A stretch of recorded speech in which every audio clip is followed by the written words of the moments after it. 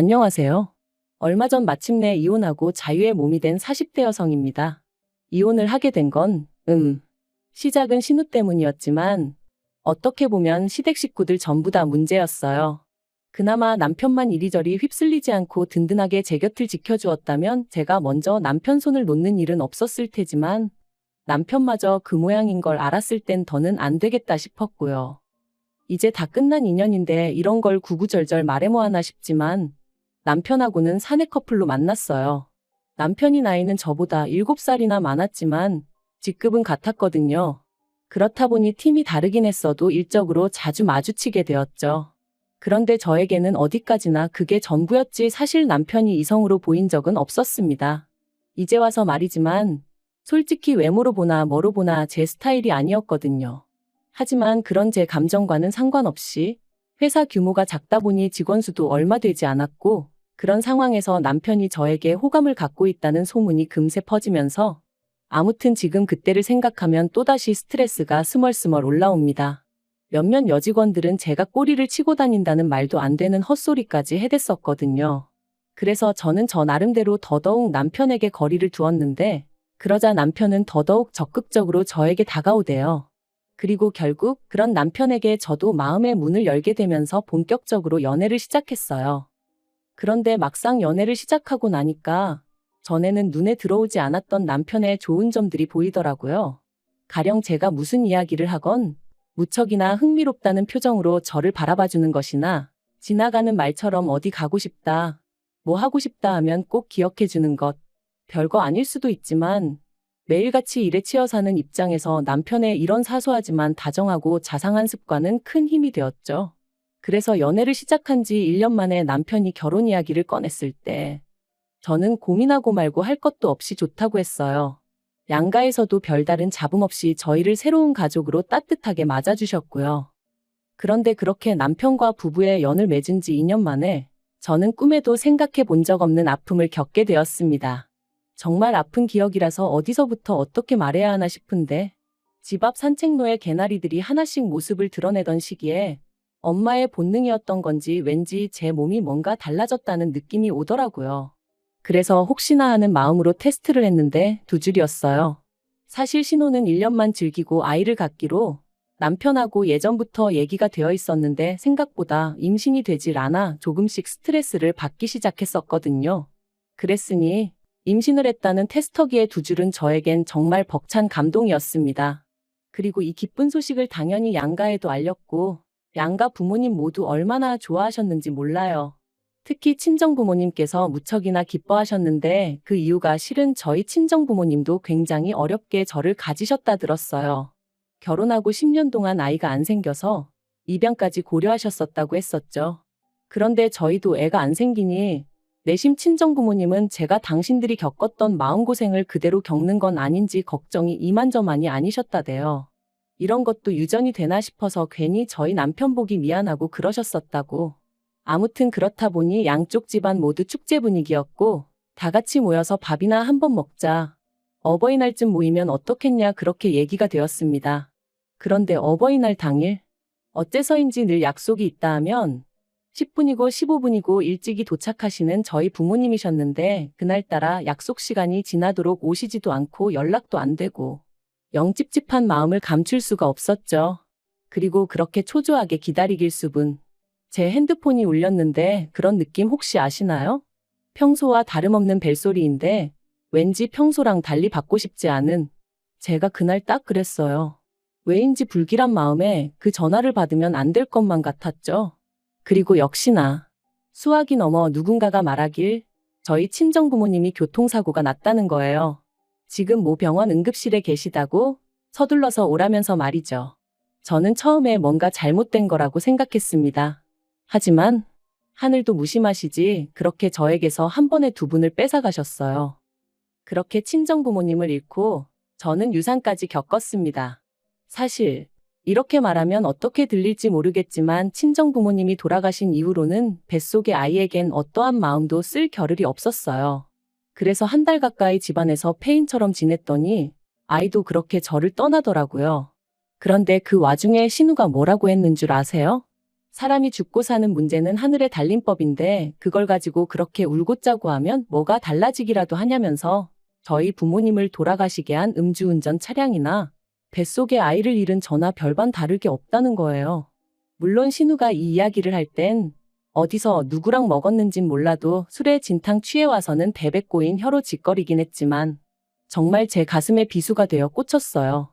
그리고 이튿날 남편이 신우한테 미친 엑스라면서 저한테 당장 사과해라 어째라 해서는 뭐 사과를 받긴 했는데 자긴 술 취해서 기억 안 난다. 기억은 안 나지만 뭐 실수를 했다니 미안하다. 이딴 식의 사과였고 그래서 이후로는 신우는 인간으로도 안 보였지만 그래도 시부모님과 남편을 봐서 대충 사과 받아주고 넘어갔어요.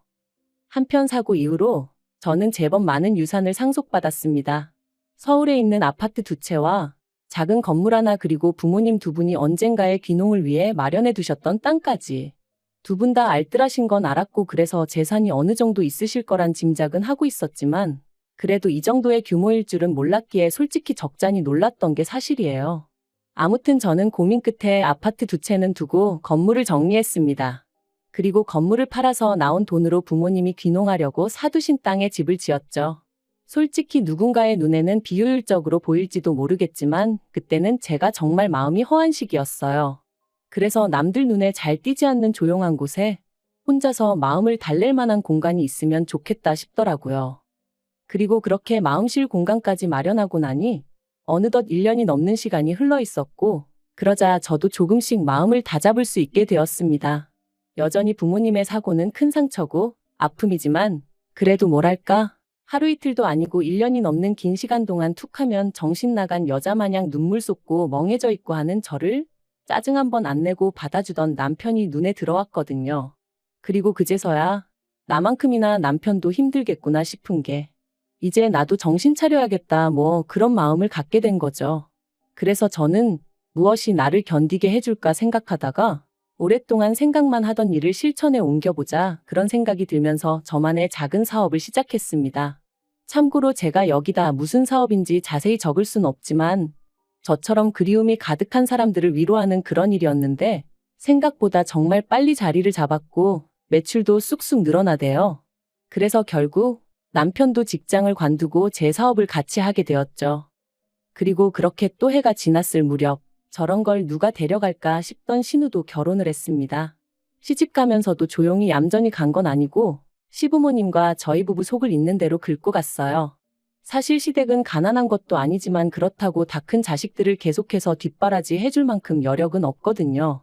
그런데 신우는 계속해서 자기도 저희 부부처럼 서울에 있는 30평대 아파트에서 시작하고 싶다는 둥 헛소리를 해대더니 급기야는 저더러 아파트 2개 받지 않았냐. 하나는 누가 사냐 자기가 살게 해달라. 공짜로 살겠다는 소리 안 한다. 1억을 내고 살겠다. 뭐 별 거지 같은 소리를 어찌나 해대던지. 그리고 그럴 때마다 저에게 미안하다 사과하는 건 다름 아닌 시부모님이셨습니다만 아무리 그래도 결국 팔은 안으로 굽는 거고 피는 물보다 진하다잖아요. 어머님은 아니라고 하셨지만 이따금씩 당신도 모르게 저에게 좀 서운한 기색을 내비추셨는데 그게 또 나름대로 상처가 되더라고요. 그래도 그걸 가지고 티를 낸 적은 없어요. 그것 때문에 이혼까지 결심한 건 더더욱 아니고요. 결국 신우 시집 갈 때 저희 부부가 1,000만 원 보태주는 걸로 이야기가 마무리되었고 그렇게 또 비록 겉으로만이긴 했어도 적당히 잘 지내고 있다고 생각했는데 결혼한 지 6개월도 안 돼서 시매부가 실직을 했다며 신우가 시매부를 저희 부부가 하는 사업에 좀 끼워달라고 연락을 해왔습니다. 마침 제가 직원을 한두 명 더 뽑아야겠다 생각을 하고 있긴 했는데 신우가 어떻게 알고 연락을 했나 싶을 정도로 기가 막힌 타이밍이었지요. 그리고 이번에는 전보다는 조금 더 노골적으로 시부모님이 그러지 말고 기회를 한 번 주면 안 되냐는 식으로 얘기를 하셨어요. 그리고 시부모님이 그렇게까지 나오시니 제가 무조건 싫다고 하기도 그렇더라고요. 그래서 알겠다 하고 자의반타의반으로 시매부를 고용했습니다. 그리고 시매부가 합류한 지 어느덧 1년이 되어가던 올해 초 2월이었어요. 아버님 생신이라서 온 가족이 모인 자리였는데 신우가 또 권하는 사람도 없는데 혼자서 그렇게 술을 마셔대더라고요. 제가 남편한테 좀 말려보라고 했지만 시매부도 가만히 있는데 자기가 뭐하러 나서냐며 지도 뭐 힘든 일이 있어 저러는 거 아니겠냐? 신경 쓰지 마라 그러대요. 그런데 점점 속도까지 빨라지더니 급기야는 시댁 거실에서 화장실이 엎어지면 코다을거린데 거길 가다가 홀라당 미끄러지질 않나. 그런데 더 황당한 건 그런 신우를 보고도 심해부는 낄낄 웃어대기만 할 뿐 말릴 생각이 없어 보이대요.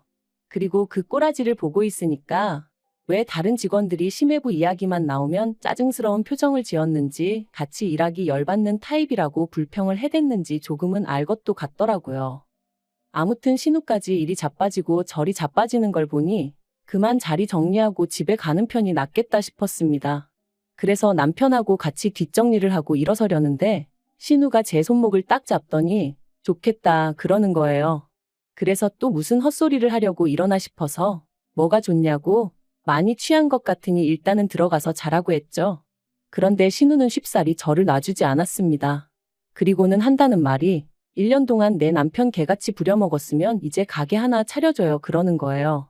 이게 무슨 소린가 싶어서 남편을 쳐다봤습니다. 그랬더니 남편도 황당한 표정으로 절 쳐다보더라고요.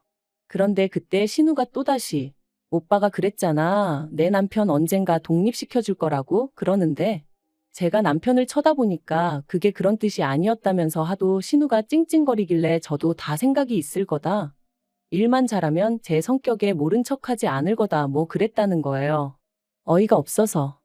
결국 혼자 아무 소리나 떠들어대는 신우를 뒤로하고 저는 불쾌한 마음을 감추지 못한 채 시댁을 떠났습니다. 그리고 남편과 집으로 오는 내내 한마디도 나누지 않았어요. 남편이 제 눈치를 살살 본다는 건 느껴졌지만 아는 척도 해주고 싶지 않았죠. 그리고 이튿날 예전과 마찬가지로 신우에게 전화가 왔습니다. 하지만 전과 달리 신우는 자기가 뭐라고 했는지 정확히 기억하고 있더라고요. 한 달에 300도 안 주고 사람을 부려먹었으면 이제라도 뭐 어떻게든 보상을 해줘야 하는 거 아니냐면서. 그래서 저도 신우한테 심해부가 하루에 5시간 일하는데 얼마를 받아갈 줄 알았냐 했습니다. 그리고 내가 주는 월급이 적어서 불만족스러우면 관두라고 했어요. 안 잡을 테니 편히 떠나라고요. 그랬더니 신우가 한다는 말이 재수 없다면서 부모 하나 잘 둬서 먹고 사는데 걱정 없고 좋겠답니다. 그리고는 하긴 사람 목숨하고 바꾼 돈이니 찝찝하긴 하네 그러대요. 정말이지 눈앞에만 있었으면 당장에라도 어떻게 해버리고 싶은 심정이었죠. 저는 결국 분을 삭히지 못하고 그 길로 그대로 시댁으로 향했습니다. 영문을 모르겠단 표정에 남편까지 데리고 말이죠. 그리곤 모두를 앉힌 후에 신우가 짓거린 말을 한번 들어보라고 통화 내용을 틀어줬어요. 어머님 아버님한테 이게 제가 들을 소리냐 울며 물었습니다. 그런데 어머님이 제 어깨를 안아주시면서 신우도 얼마나 맺힌 게 많으면 이런 소리까지 했겠냐며 애가 말을 못되게 해서 그렇지 심성이 나쁜 애는 아니라고 그러니 저더러 오해하지 말라대요. 순간 제 어깨를 감싼 어머님의 손길이 어찌나 가증스럽던지 그래서 제가 어머님 손을 뿌리쳤어요. 그리고는 아무리 어머님 딸이라지만 그래도 아닌 건 아니라고 말씀해 주셔야지 어떻게 이 와중에 저더러 이해하라 하시냐 했습니다. 그리고는 남편한테도 당신은 어떻게 생각하냐니까 기껏 한다는 말이 왜 이를 자꾸 키우냐는 거예요. 그냥 생각 없는 애가 한마디 짓거린 걸 가지고 흘려듣고 넘기면 되지 않냐면서. 그리고 어차피 사업을 더 확장하려면 아닌 게 아니라 매장도 새로 내야 되는데 그런 거 하나 그냥 신우 남편 준다고 하면 되는 거 아니냐는데 아, 그간 내가 믿고 산 남자가 결국엔 이것밖에 안 되는 남자였나 싶은 게 정말 뭐라 달리 할 말이 없더라고요. 그래서 시부모님 그리고 남편에게 아무래도 여기서 잘못하고 있는 사람은 나인 것 같으니 내가 빠져주겠다 했습니다. 그리고는 바로 남편에게 이혼하자 한 거죠. 남편은 이혼은 못한다고 왜 갑자기 얘기가 그렇게 되냐면서 버텼습니다. 시부모님도 그날 이후로 제가 당신 말 뜻을 오해한 것 같다면서 그래도 홧김에 이혼 소리하고 그러면 못 쓴다고 그러셨는데 오히려 그런 말을 들을수록 제 결심은 확고해져 갔습니다. 막말로 사업체에 남편 돈 1원 한 푼 안 들어가 있었고 집이며 뭐며 전부 다 제 것이었으니 이혼해도 저는 두려울 게 없었으니까요. 그리고 일이 정말 커지고 나니까 그제서야 신우가 한다는 말이 자기가 제가 셈이 나서 말을 좀 얄밉게 한 거 안다며 미안하다대요. 너무 어이가 없었어요.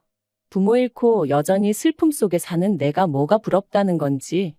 그래서 신우한테 그래, 너도 내가 겪은 거 꼭 겪었으면 좋겠다.